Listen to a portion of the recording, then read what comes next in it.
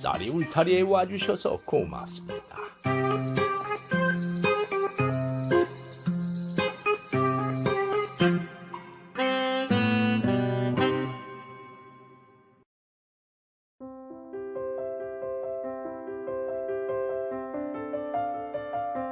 안녕하십니까.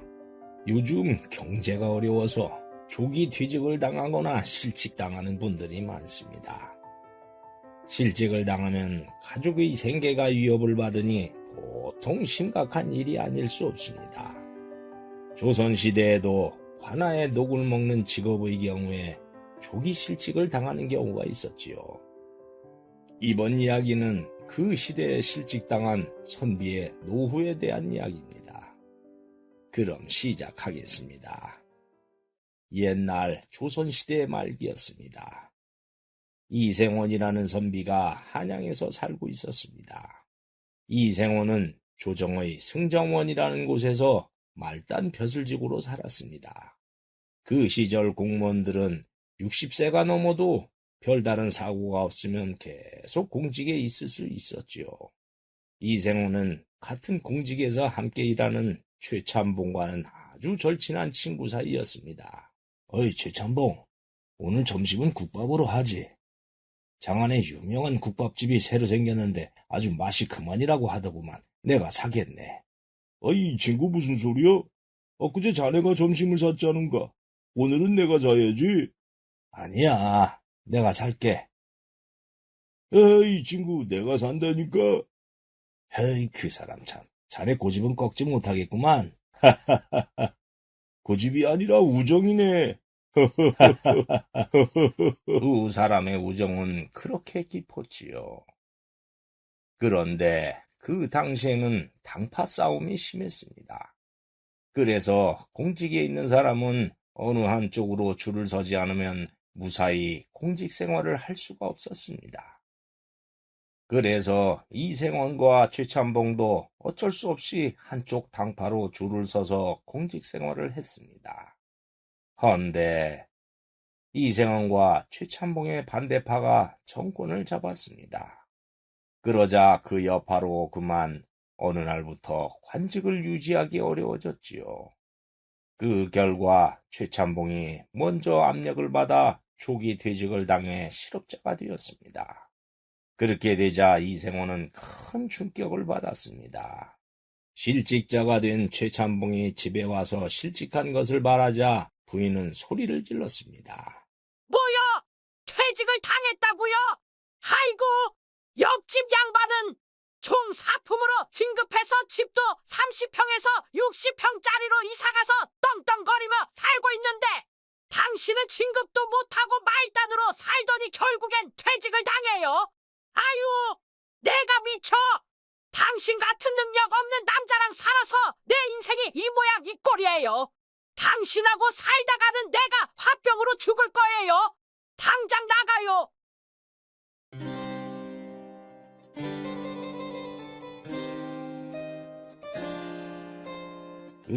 들려온 소식으로는 최참봉이 부인에게 온갖 구박을 받다가 견디지 못해서 집을 나와 움막에서 살다가 숨졌다는 것이었습니다. 그 소식을 들은 이생원은 충격을 받았지요. 그 후 얼마 가지 않아 이생원도 공직을 사퇴하라는 소신을 받게 되었습니다. 그러자 이생원은 최참봉의 마지막이 떠올랐습니다. 퇴직당했다는 것을 부인이 알면 자신도 홀대를 당하다가 최참봉 신세가 될지도 모른다는 생각에 두려움이 몰려왔지요. 그래서 이생원은 부인에게 퇴직당했다는 것을 말하지 못하고 숨기기로 했습니다. 여보, 오늘 날씨가 찬데 추위 조심하세요. 알겠어. 그럼 출근하리다. 예, 다녀오세요. 이생호는 출근한다고 하고 집에서 가까운 인왕산으로 가서 종일 우두커니 있었습니다.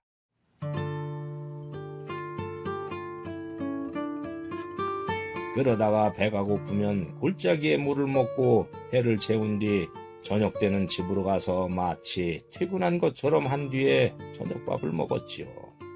그러면서 다른 돈벌이를 찾아봤지만은 평생 공직에 있어서 기술도 없고 농사도 지어보지 않았으니 할 수 있는 것이 아무것도 없었습니다. 그래서 속으로 끙끙 앓았지요. 그렇게 한 달이 흘렀습니다. 이생호는 갈수록 몸이 축나더니 어느 날 자리에 누워서 앓기 시작했습니다. 그러자 부인이 의원을 불렀습니다. 그런데 의원이 진맥을 짚어보더니 원인을 알 수 없는 병이라고 했습니다. 병의 원인을 모르니 처방도 지울 수 없어서 이생호는 여전히 누워서 일어나지 못했지요. 그러자 부인은 인왕산에 있는 병풍바위로 갔습니다. 병풍바위는 진심으로 기도를 하면은 효험을 보게 해준다는 소문이 난 바위였지요. 그래서 부인은 지푸라기라도 잡는 심정으로 병풍바위로 가서 빌었습니다. 비나이다, 비나이다. 천지신명이시여. 바깥 양반이 이유를 알 수 없는 병이 들어 일어나지 못하고 있사옵니다. 부디 그분의 병을 낫게 해주소서. 비나이다, 비나이다. 부인이 하루 종일 기도를 한 다음에 산을 내려오는데 너무 지극정성으로 기도를 해서였는지 몸의 기운이 쭉 빠지는 것이었습니다. 그래서 쉴 곳을 찾는데 주변에 동굴이 있는 게 아닙니까? 부인은 동굴에 들어가서 잠깐 쉬다가 그만 깜빡 잠이 들어버렸습니다. 그리고 한참 잠에 빠져 있는데 누군가 호통치는 소리가 들려오는 게 아닙니까? 어이? 누가 내 집에서 자고 있는 게? 그 말에 눈을 떠보니 어떤 도깨비가 고함을 치고 있는 것이었습니다. 도깨비? 그래, 도깨비다. 잠깐 나갔다가 왔는데 넌 왜 남의 동굴에서 자고 있는 거야? 죄송합니다. 병풍바위에서 남편을 위해 기도를 하고 내려오다가 너무 피곤해서 잠깐 쉬러 들어왔는데 깜빡 잠이 들었습니다. 미안합니다. 에이, 이런 예의 없는 안악을 만나. 아이, 미안하다면 나야. 이걸 그냥 확 한 입에 먹어버릴까? 아유, 살려주십시오. 그래, 살고 싶다 이거지. 내가 종일 굶었어. 그러니 먹을 거 주면 안 잡아먹지. 그래요? 포자기에 떡이 좀 있는데 드실래요? 떡, 그거 좋지. 내놔봐. 예. 그래서 부인은 보자기로 싸운 가래떡과 조청을 도깨비에게 줬습니다. 도깨비는 가래떡을 조청에 찍어 먹더니 갑자기 화를 내는 것이었습니다. 에테테테, 아줌마, 이게 무슨 맛이야? 예? 이 카레떡을 조청에 찍어 먹으면 달고 맛있는데 왜요? 떡을 조청에 찍어서 한두 번 먹어보나? 새로운 맛 없어? 그런 건 없어요. 혹시 다른 재료 있어요? 만들어 보게요. 응, 사또집에서 훔쳐온 고추장밖에 없어. 그거라도 줘보세요. 잠깐 있어봐. 도깨비는 그러면서 동굴 안쪽으로 가서 고추장을 갖고 오는 게 아닙니까? 그러자 부인은 어떻게 요리할까 고민하다가 화덕에 모닥불을 지핀 다음 구석에 있던 솥뚜껑을 뒤집어서 낙숫물을 받아와 화덕에 걸쳤습니다. 그리고 거기에 고추장과 가래떡 그리고 조청을 버무려서 끓인 다음 도깨비에게 줬습니다. 그러자 도깨비가 떡을 먹어보더니 너무 좋아하는 게 아닙니까? 이야, 맛있다. 이거 완전히 새로운 맛인데, 맛 끝내주게 맛있네, 이거. 부인도 이상해서 맛을 봤습니다. 그러자 매콤달콤하니 조선에서 지금까지 먹어보지 못한 새로운 맛이었습니다. 그렇게 도깨비는 실컷 떡을 먹고 배를 채운 다음 이렇게 말하는 것이었습니다. 에이, 잘 먹었다. 아줌마, 이제 가도 돼. 예? 정말 살려주는 거예요? 응, 아줌마. 내가 아줌마를 살려주는 건 이 떡 때문이 아니야.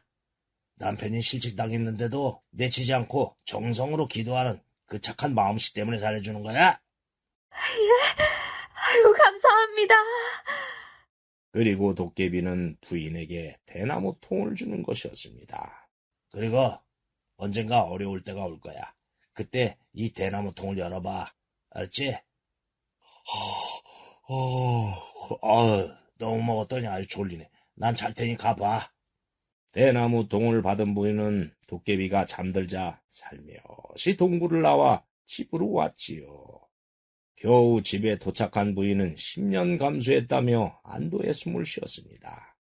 그런데 다음 날 남편은 웬일인지 몸이 좋아졌다고 하더니 출근을 한다며 집을 나서는 것이었습니다.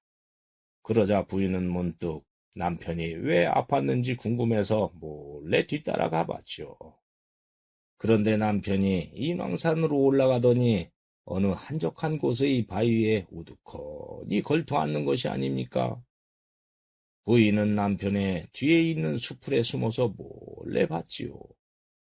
남편은 한참 앉아 있다가 점심때가 되어 배가 고프자 평소대로 골짜기에 물을 마시는 것이었습니다.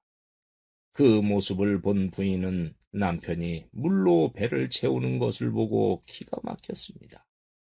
잠시 후에 남편이 품에서 종이 한 장을 꺼내보며 한숨을 쉬는 것이었습니다.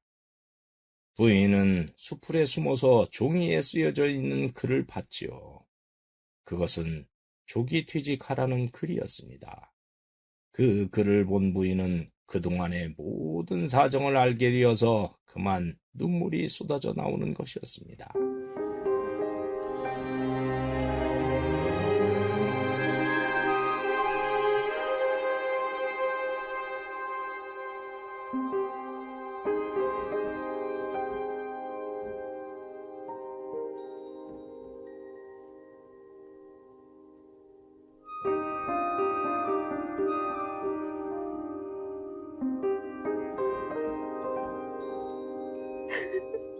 여보, 이생호는 부인의 울음소리에 뒤를 돌아다 보았고 부인이 있는 것을 보고 깜짝 놀랐습니다. 아니, 부인, 여긴 어떻게? 여보, 왜 퇴직당한 걸 말하지 않았어요? 그러자 이생호는 최찬봉에 대한 이야기를 했습니다. 그래서 나도 최찬봉처럼 될까봐 두려워서 당신에게 말을 못했어. 여보, 저를 최찬봉 부인 같은 사람으로 생각하다니 저를 그렇게 모르겠어요? 저는 당신이 아무리 비참하게 되어도 지옥 끝까지 함께 할 거예요. 부인, 고맙소. 여보, 실직하면 어때요? 저에게는 가래떡 만드는 기술이 있잖아요. 길거리면 어때요? 떡장사라도 하면 우리 둘은 먹고 살아요. 여보 기운내요. 우린 얼마든지 다시 일어설 수 있어요. 이생호는 부인의 그 말에 감격하여 그만 눈물이 쏟아지는 것이었습니다. 이렇게 자기를 사랑하고 이해하는 부인을 믿지 못하고 그동안 퇴직한 것을 숨긴 것이 너무나 미안했습니다. 여보, 여보. 두 사람은 오랫동안 꼭 끌어안았지요. 그리고 두 사람은 떡을 만들어서 장터에서 팔았습니다.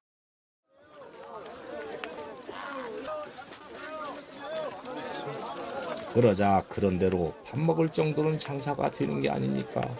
그래서 두 부부는 비록 넉넉한 살림은 아니었지만 큰 근심거리가 없으니 매일매일이 행복했습니다. 그리고 또 세월이 흘렀습니다. 그런데 갑자기 명나라에서 값싼 떡이 수입이 되더니 다른 떡장사들이 그 떡을 싸구려로 팔아서 두 부부의 떡이 팔리지 않는 것이었습니다. 그러나 부부는 질이 좋지 않은 명나라 떡을 팔기에는 양심이 허락하지 않았습니다. 그래서 장사는 더 안 되었지요. 심지어 하루에 한 개도 팔리지 않을 정도였습니다. 그렇게 되자 두 부부는 근심으로 나날을 보내게 되었지요.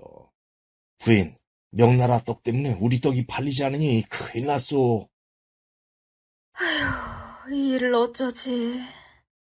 집에 온 부인이 부엌에서 장사가 안 돼서 땅이 꺼져라 한숨을 쉬고 있는데 갑자기 도깨비가 했던 말이 생각나는 것이 아닙니까?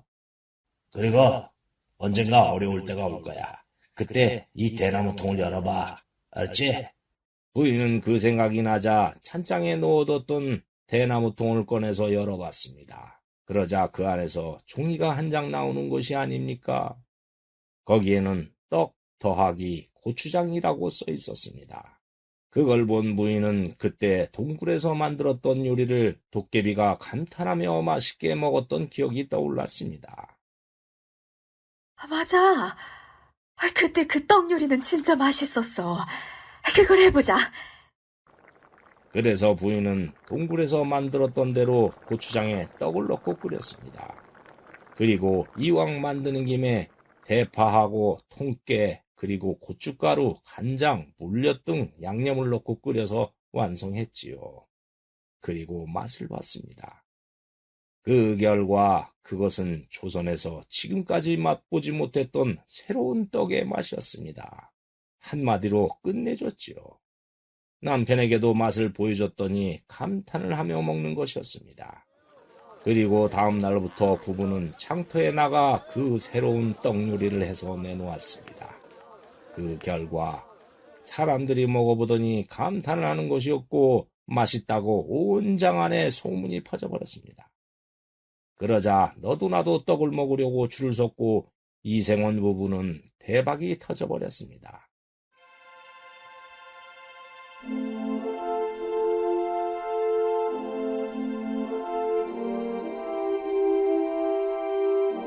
이야, 이 떡 진짜 맛있네. 아주머니, 맛있긴 한데 이 떡 요리 이름이 뭐예요? 예? 아유, 저도 아직 이름은 안 지었어요. 그러면 떡을 소뚜껑에 넣고 양념과 함께 볶았으니까 떡볶이 어때요, 떡볶이? 그거 아주 딱 맞는 이름이다. 떡볶이. 예? 떡볶이요? 정말 딱 맞는 이름이네요. 그렇게 해서 그 후로 그 요리 이름은 떡볶이로 되어서 지금까지 전해지고 있다고 합니다. 떡볶이의 역사를 보면 일제강점기부터라는 것도 있고 조선 말기에 시작되었다는 것도 있으니 어느 것이 맞는지는 모르지만 어쨌든 두 부부는 그렇게 행복하게 살았다고 합니다. 그러던 어느 날 이생원 부부가 길을 가다가 어느 움막 앞을 지나가는데 움막 안에 최참봉 부인이 거지가 되어 있는 것이 아닙니까? 아니, 저 거지는 최참봉의 부인이잖소.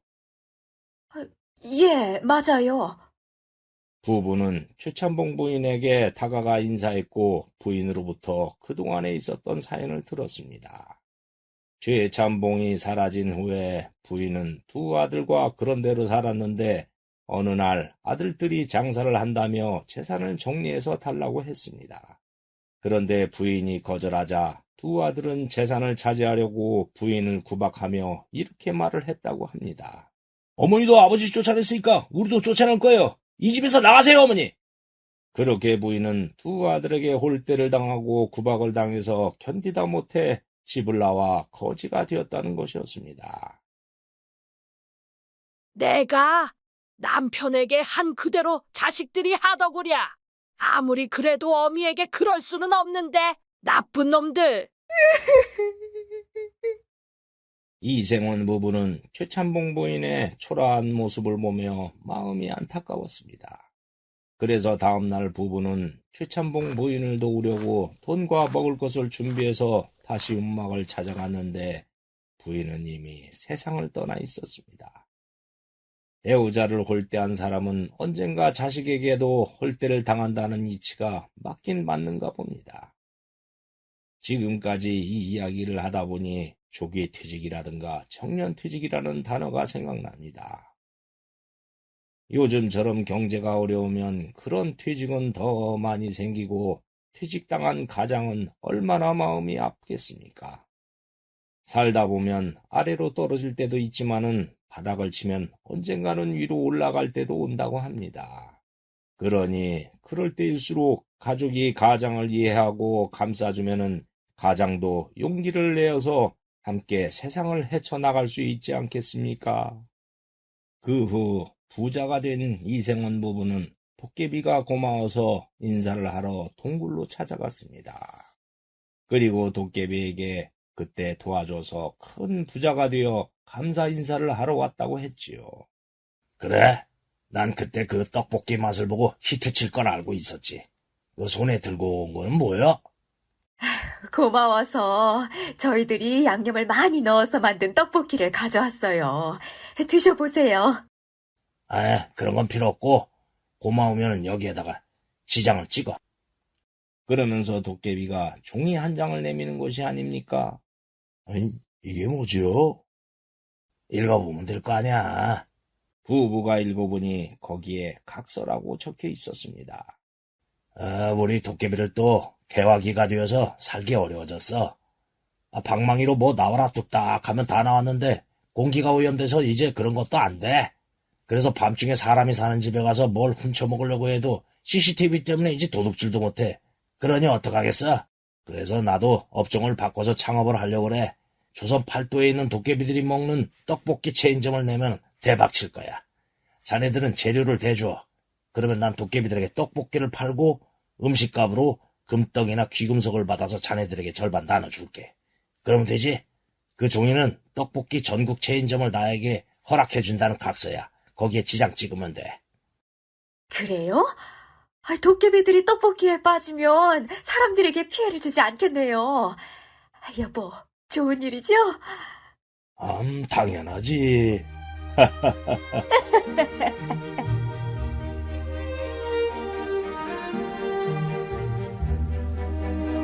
그렇게 해서 두 부부는 지장을 찍었고 도깨비는 전국 체인점을 열어서 대박을 쳤다고 합니다. 그리고 두 부부도 도깨비가 주는 금덩어리와 귀금속으로 더 부자가 되었다고 합니다. 물론 믿거나 말거나지요. 지금까지 이야기 여기에서 마치겠습니다. 감사합니다. 구독과 좋아요를 누르면 다음에 영상이 새로 만들어졌을 때 먼저 보실 수 있습니다.